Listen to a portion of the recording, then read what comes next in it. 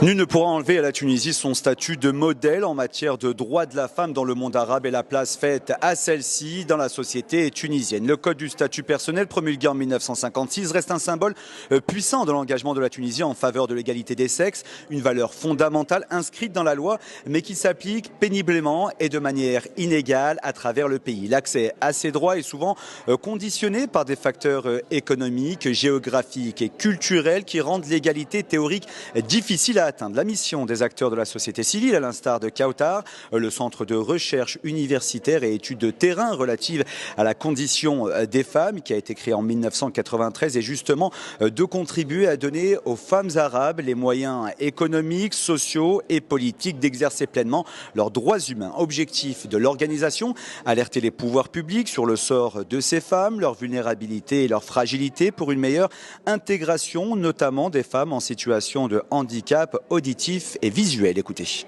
La situation des femmes portant un handicap spécifique, particulièrement le handicap qui n'est pas moteur, donc les malvoyantes et les malentendantes, je peux dire que leur situation est une situation catastrophique. Je ne peux pas dire plus. C'est-à-dire que ce sont les oubliés de l'histoire, que ce soit dans les médias, ou que ce soit dans les universités, ou que ce soit dans les associations. Chez nous aussi, d'ailleurs, au Kautar, c'est une population qui n'est pas trop prise en compte parce que justement, on ne les entend pas et on ne les voit pas. En fait, c'est nous qui sommes des malvoyants et des malentendants. La Tunisie a des instruments. Elle a une loi, elle a une stratégie, elle a des textes, elle a des institutions spécialisées. Il y a énormément peut-être pas, mais il y a beaucoup d'associations spécialisées de femmes qui portent l'handicap et d'hommes, mixtes aussi.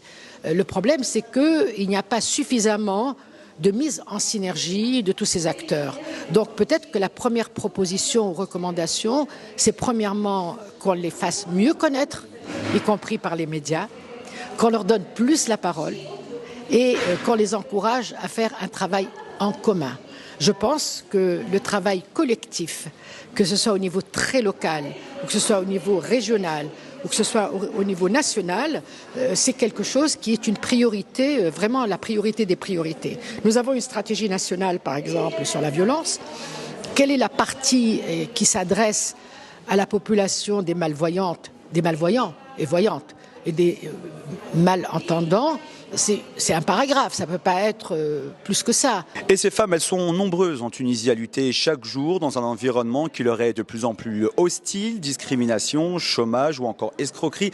Autant d'obstacles auxquels elles doivent faire face. Aujourd'hui épuisées, elles veulent croire au changement, au progrès, mais surtout à une prise en considération de leur statut, que ce soit de la part des pouvoirs publics, mais également de la société. Écoutez à ce sujet le témoignage de l'une d'entre elles. Être femme handicapée visuelle augmente le nombre de difficultés. Déjà, je commence par perdre le travail parce que je ne peux plus voir. Et en plus, pour me déplacer au quotidien, j'ai besoin d'autres personnes pour m'accompagner. Les moyens de transport ne sont pas accessibles. On est très vulnérable par rapport à l'harcèlement. Et on ne saurait même pas comment remonter ça au niveau de la justice. On a toujours besoin de quelqu'un pour nous décrire de quoi il s'agit. Sinon, on risque d'avoir des arnaques de ce genre. Si on veut saisir la justice, on n'arrivera pas à avoir ça parce qu'on n'a pas accès à l'information adéquate et on n'a pas accès aussi à la technologie qui peut nous outiller pour avoir accès à ça.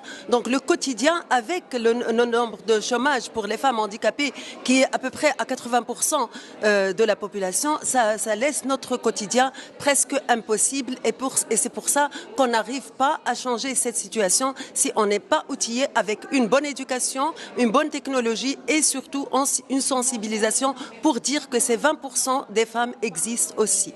Malgré plusieurs lois votées en Tunisie pour lutter contre les violences faites aux femmes, les défis persistent, notamment concernant les femmes handicapées. Selon un rapport des Nations Unies, 70% des femmes handicapées ont été exposées à une forme de violence durant leur vie. Faire évoluer le cadre juridique en faveur des femmes handicapées, renforcer leur participation dans le processus de consultation, de suivi et de prise de décision, c'est bien là l'objectif de Kautar dans un pays où la l'analphabétisation des femmes handicapées représente 53% contre 18,3% pour l'ensemble de la société tunisienne. Kautar se bat aujourd'hui plus que jamais pour l'élaboration et la modernisation de la législation, des politiques publiques, pour l'amélioration des performances des institutions nationales et locales pour que change enfin la vie de ces millions de femmes.